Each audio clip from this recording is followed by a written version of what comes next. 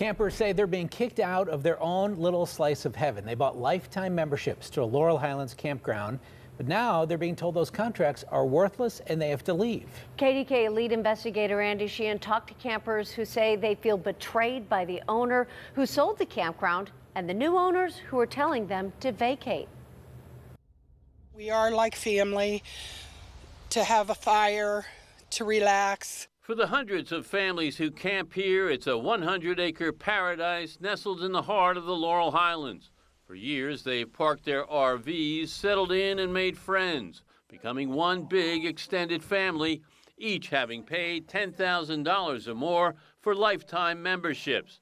But suddenly, those memberships appear not to be worth the paper they're printed on. It is just a different kind of life, and I just can't imagine that somebody could be so disconnected and cold and say your memberships mean nothing. Membership agreements all go with the park.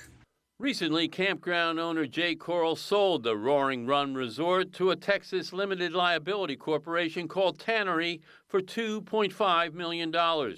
Concerned members called this meeting where Coral assured them the contracts were part and parcel of the sale and would be honored by the new ownership. They're going to honor the membership agreements as they're written. But then the 700-plus members got this email from Tannery saying their memberships were never part of the sale and are now null and void. Members were free to stay, but subject to a host of new fees. $60 a day, $250 a week, $3,000 a season. The email said they could either agree or clear out, quote, accordingly, if you do not elect one of the new options, this correspondence serves as Tannery's formal written notice to you to vacate immediately. Tannery reserves the right to initiate any and all legal proceedings necessary to effectuate your removal. You guys are longtime residents, members here at Roaring Run, and you feel like you're getting shafted, is that right? We're told, hit the bricks. This group of members contacted KDKA Investigates to expose what they see as an injustice. We spent our life savings to join here. You know, I've got over $16,000 invested. Mark and Fran Wills had planned to spend much of their retirement here, but say they can't afford the new rates and have to pull up stakes. It's just not fair. We've spent too much time here and getting to know everybody, and we're all friends, and it's family. Now you're being told to leave. Yes. That's not fair. I don't want to leave. But while they're no fans of the new owners, the group believes it was Jay Coral who misled them. Yeah, I blame Jay.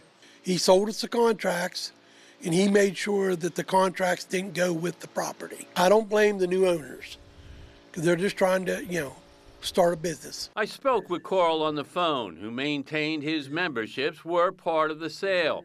He agreed to meet me at this McDonald's to tell his side of the story, but never showed. We went to his house nearby when this happened. It's him. He's leaving. He's leaving. He just left in that Subaru. Carl took off. We got in our vehicle and tried to follow. We spotted him a mile away. He bolted again when he saw us. Hey, Jay! Hey! Members now say they'll fight him. What are you guys going to do about it? We're going to take legal action. Now, Jay Coral has texted me saying he won't be commenting on the advice of his attorney. The new owners have told me the campers to pay up or clear out, but their attorney says they'd like to talk with the members to resolve the situation, telling me, quote, we care deeply about cleaning up this mess. I'll let you know if there is any resolution or whether all of this ends up in court.